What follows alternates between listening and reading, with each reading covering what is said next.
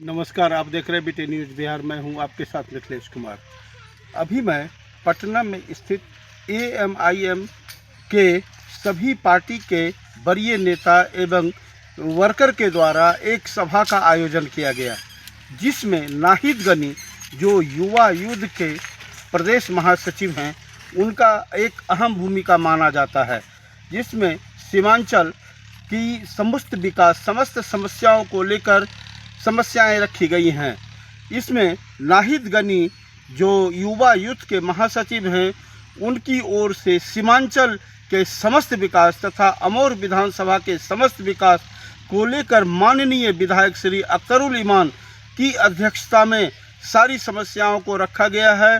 साथ ही यहाँ की जो बड़ी समस्याएं हैं, नदी कटान की समस्याएं हैं, उसको मुख्य रूप से रखा गया है और अमौर की जनताओं का विशेष ध्यान रखते हुए अख्तरुल ईमान सर, जो यहाँ के दोबारे जीते गए एएमआईएम के विधायक भी हैं और बिहार प्रदेश के महासचिव हैं, उनके सभा के सारे वीडियोज़ मैं आप सभी दर्शकों को अपने इस समाचार संकलन के वीडियोज़ में दिखा रहा हूँ। और साथ ही एएमआईएम के युवा युद्ध के महासचिव श्री नाहिद गनी साहब के एक फ़ोटो को भी मैं अपने इस वीडियो में दिखाता हूं, ताकि आप समस्त जनताओं को लगे कि हमारे विकास के लिए एएमआईएम के पार्टी कितनी सक्रियता की रूप निभा रही है। धन्यवाद। वो परामर्शीय मीटिंग है, मुशावरती महफिल है। आज पार्टी के सभी जिम्मेदार पदाधिकारी गर्चे बिहार में पार्टी को विघटित कर दिया गया है, डिसॉल्व कर दिया गया है, लेकिन हमारे सभी जो साबिक जिला अध्यक्ष हैं और पार्टी के पदाधिकारी मौजूद हैं, पार्टी के सभी एमएलए मौजूद हैं। आज हम लोगों का मामला ये है कि इलेक्शन के बाद हमारी समीक्षात्मक बैठक नहीं हो पाई थी। हम लोगों ने वो तमाम तर लोग जो लोग इलेक्शन लड़े थे, उनके इलेक्शन लड़ने में क्या बाधाएं हुई, क्या मौके रहे, उस पर एक समीक्षात्मक बैठक हुई है।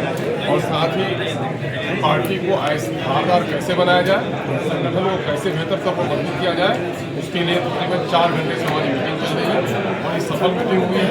50-55 लोगों ने अपने ख्यालात के ऊपर रखा है और पार्टी या पूरे लोगों ने जिम्मेदारी दे दी है कि अब नए सिरे से पार्टी को किया जाए।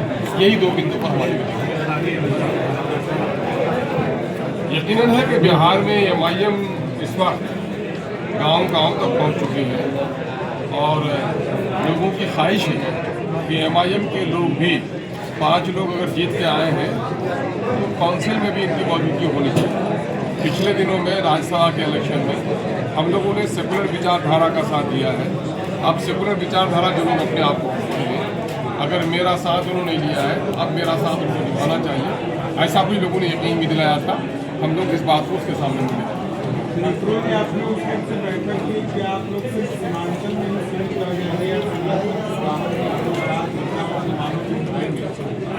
शायद आपको पता नहीं है कि इस वक्त जो इस हाउस में लोग बैठे हुए हैं, नवादा के भी हैं, नालंदा के भी हैं, दरभंगा के भी हैं और भागलपुर के भी हैं। ये सारा सीमांचल नहीं है, पूरा बिहार है।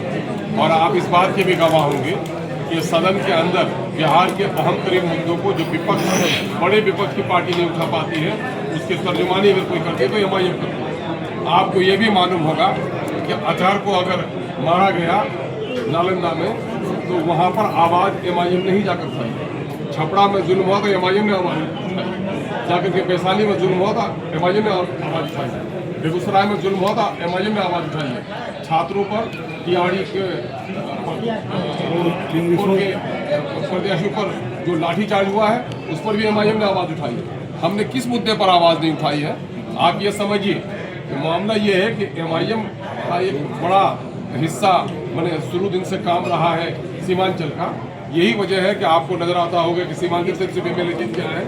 आप ऐसा मत समझिए, सीमांचल से एमएलए जीत के आए हैं, मिथिलांचल में जीतते रह गए हैं, भागलपुर के इलाके में जीतते रह गए हैं। मगध में हमारा काम चल रहा है कि पूरे बिहार में पैन बिहार पार्टी का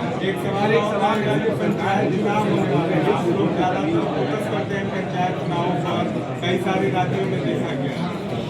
देखिए, बिहार में सबसे बदकिस्मती ये है कि बिहार की सरकार न जाने क्यों करती है कि पंचायत का इलेक्शन भी पार्टी के बैनर तले कराना चाहिए। क्योंकि इस वक्त पंचायतों में जो मनमानी हो रही है या जिला परिषद में या पंचायत समिति में जो अविश्वास का मामला हो रहा है, पार्टी का प्रतिनिधित्व नहीं होने की वजह से हो रहा है, इसलिए कराया जाना चाहिए। अगर ऐसा कुछ फैसला होगा तो MIM इस फैसले का आपको अगर नालंदा सीमांचल अगर आपको नजर आता है, अगर मिथिलांचल सीमांचल में आपको नजर आता है तो कोई बात नहीं। सीमांचल में पड़ा है तो पार्टी MP का इलेक्शन भी लड़ी है, MLA का इलेक्शन भी लड़ी है, पंजाब का इलेक्शन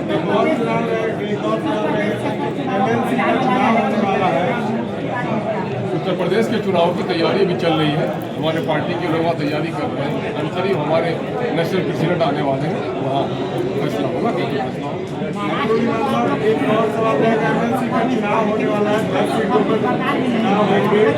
नहीं, बंगाल में SIR बिल्कुल इलेक्शन के करीब कराया गया।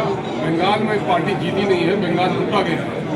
बंगाल में लूट की राजनीति हुई है, क्योंकि बंगाल में वोटरों के साथ धोखा और फ्रॉड है।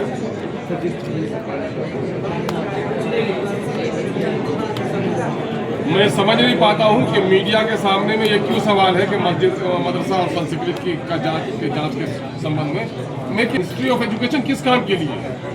पढ़ाई अच्छी हो, संस्थान अच्छे हों, टीचरों की अच्छी बहाली हो, टीचरों की उपस्थिति हो, बच्चों की उपस्थिति हो, ड्रॉप आउट रुके, क्वालिटी एजुकेशन हो। ये और बात है कि बिहार में जब से NDA की सरकार आई है, इन्होंने धन्ना सेठों के नाम ये मनोवादी विचारधारा के लोग ये गरीबों के बच्चों को पढ़ने नहीं देना चाहते। यही वजह देखेंगे कि ये टीचरों को बहाल कर लेते हैं, घर बना लेते हैं, लेकिन पढ़ाई का हालचाल इतना ठीक नहीं है, क्योंकि मनोवाद ये कहता है कि बड़े लोग पढ़े, गरीब नहीं पढ़े। इसलिए गरीबों के बच्चों को पढ़ाई को रोकने के लिए इसने स्कूल को, कॉलेज को वीरान कर दिया है।